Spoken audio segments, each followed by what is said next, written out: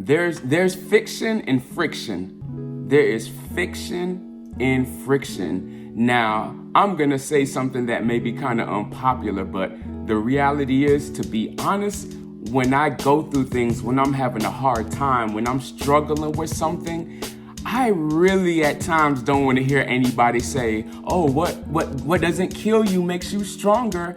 I know it's all love. They want to encourage us. However, when we're going through that we don't want to hear about the benefits of struggle. However, I have to say there is fiction in friction. Okay, when we think about friction, remember I'm a teacher, not a speaker. You know, friction is a force that opposes motion, right? So if I'm moving forward, friction is almost trying to pull me back. If I'm moving to the left, friction is trying to almost pull me to the right. So it seems like friction is going against what I want to accomplish. The opposition of life is going against what I'm trying to reach.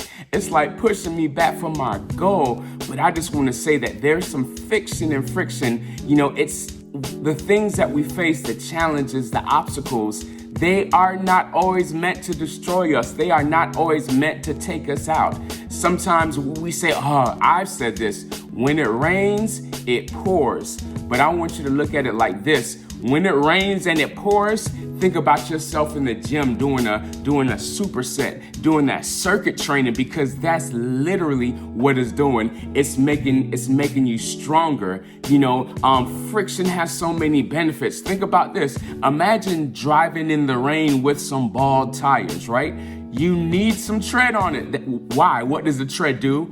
It creates that friction, but because of that friction, it allows that tire to lock in on the road. Think about the earth that we live on. We have an atmosphere.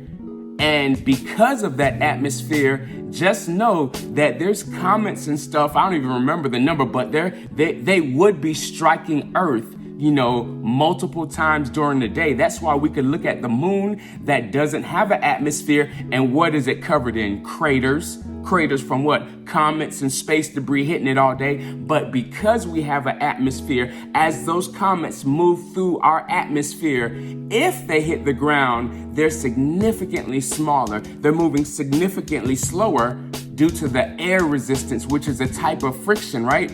And there's some that don't even make it. They get burned up in our atmosphere. So it's that friction that's actually even protecting the earth from impact, right? So there are benefits to friction. So let's go ahead and shake or accept the fiction and friction, right? I experience resistance, air resistance and friction. I'm on my journey. Today is day 380 on my fitness journey. I've been running a mile a day for the last 380 days. What is the result of me dealing with that air resistance and friction and resistance as I try to move and as I try to run? I'm down over 50 pounds. So there are benefits to friction. There's some fiction in friction that we got to shake. It's not meant to destroy us, okay? Remember, I'm a teacher, not a speaker, right? So there's something known as the biodome. I actually visited it in undergrad when I was in college. And the biodome is in Tucson, Arizona. And the purpose of this biodome is to create almost like the optimal habitat, the optimal growing condition, perfect growing condition for fruits, vegetables, trees, even humans. Think of it as an artificial atmosphere, right? So it's a structure and it's covered in this gigantic glass dome. The temperature, it's controlled. So it's an artificial environment. I'm talking about they have purified air, purified water, healthy soil, filtered light. So it seems like it's the optimum condition for fruits and vegetables and trees and humans. But what happened, what scientists realized over time, the trees, they will reach a certain height, a certain level of maturity, and they would just topple over, fall over, and die. And for a while, the scientists could not figure out why is it that these trees are dying. They have the optimal light. They have healthy soil. They have purified air and water and the ideal temperature, but there was something that was missing. Wind.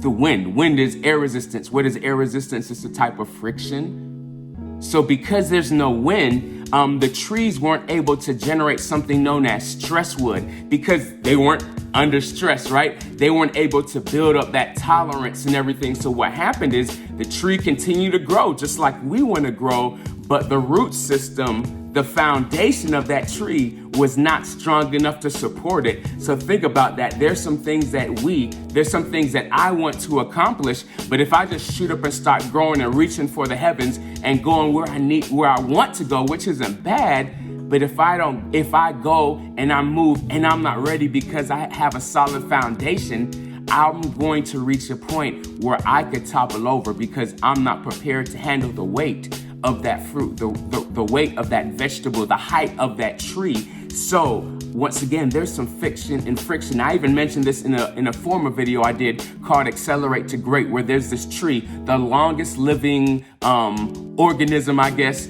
on Earth, or it is known as Methuselah. It's a type of like bristlecone pine. This tree is almost 5,000 years old, and one of the reasons it's able to grow and live for so long is simply because of the harsh conditions that it lives in. It's extremely cold, it's extremely windy, so that causes the tree and the bark to condense, and it causes the root system to be really deep due to the strong wind always trying to blow it over. So because of that, that tree is so strong and sturdy, it's now living almost 5,000 years on Earth.